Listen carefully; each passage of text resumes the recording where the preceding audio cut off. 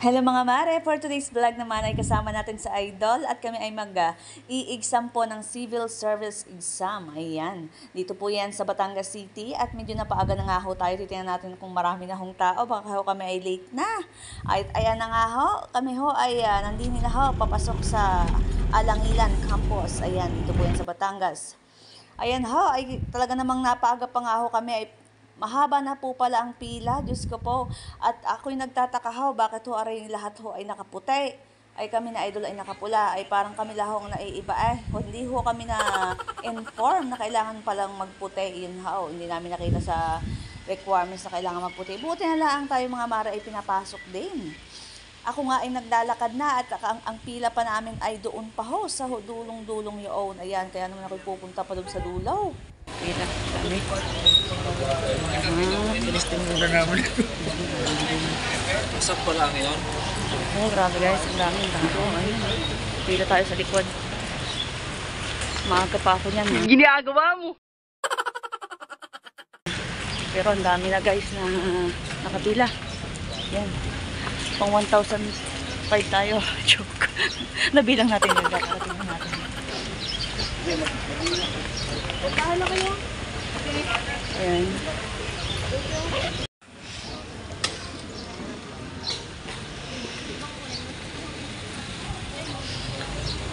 Para pong mga mag-aaral kami niyan. Ako. At ako ang final exam namin.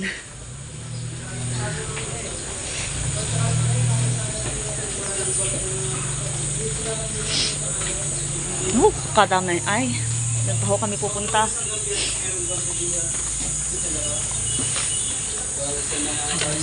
Estudyante.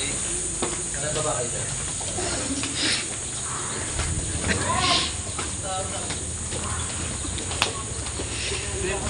Talagang ay wala akong kaalam-alam na kailangan magputi pala. Ay nako, Diyos ko po. Tingnan naman ang aking saot. Ako lang ang naiiba. Oh my God! Parang hindi na rin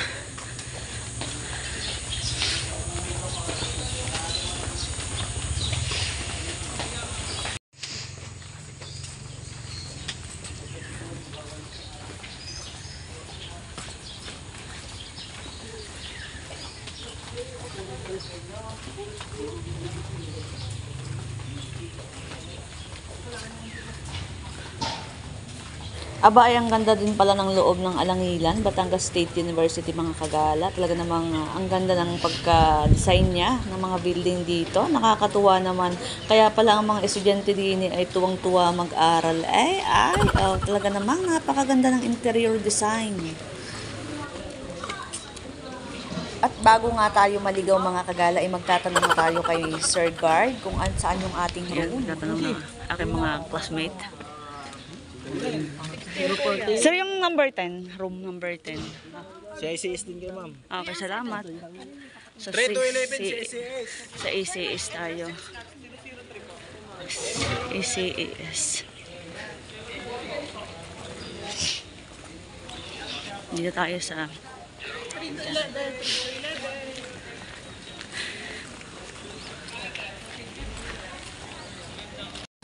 punta tayo sa room number 10, guys. Dami na, oh. Dami ko ng classmate. Balik to tayo sa pag-aaral. Pareho ang final.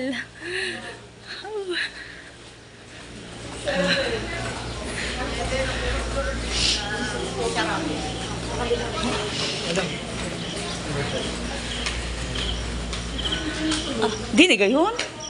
ACSE daw eh. Dito. Room 7 to. Ay, room. Dito pataas pa.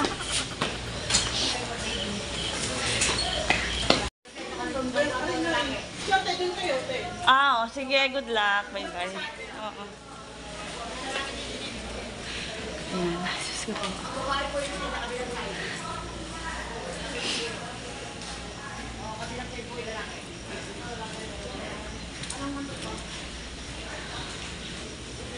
So, 10. 8. Tayo ho pala ay sa taas. Uy, nakakaligaw naman. Nakakaligaw. Ubus na ang oras ko mga kagala. Nakakalog na ang aking utak, mga kagala, hindi ko pa nakikita ang room.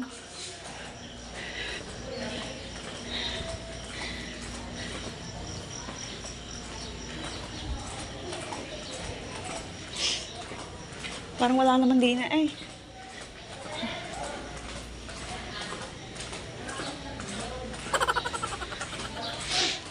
Mga kagalat talaga kung niloloko ni Kuya. Ako yata yung napapagtripan ni Kuya din eh. Sabi din ang room 10, ako'y punta na doon sa dulo. Fourth floor, sigurado Kuya ha, ako. Nakalog na nga aking utak, wala na akong sasagot. Sige, salamat.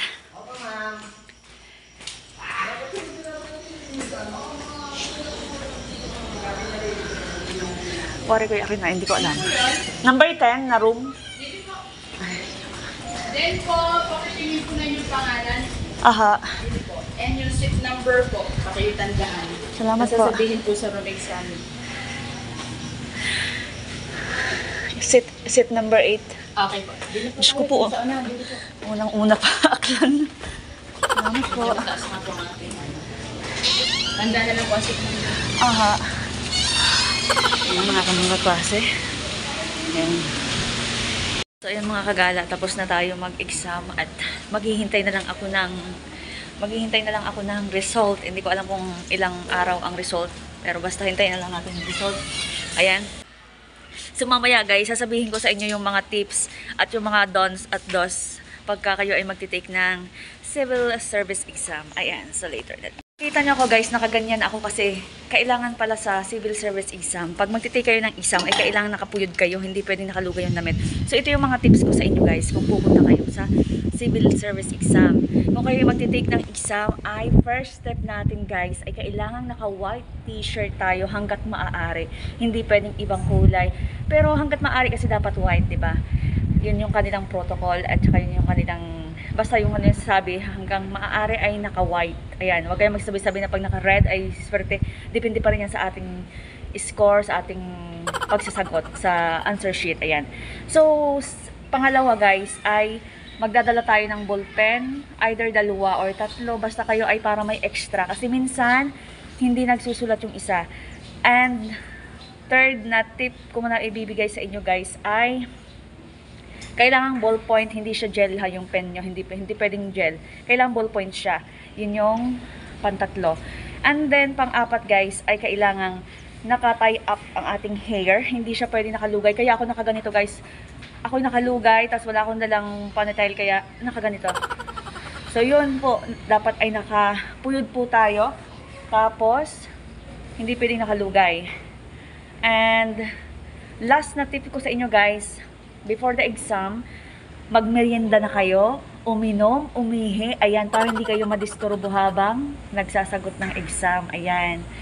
So, focus lang tayo sa exam guys, wag tayong magmadali, ayan, basta isipin natin yung sinasagutan natin, hindi natin kailangang magmadali sa exam, ayan.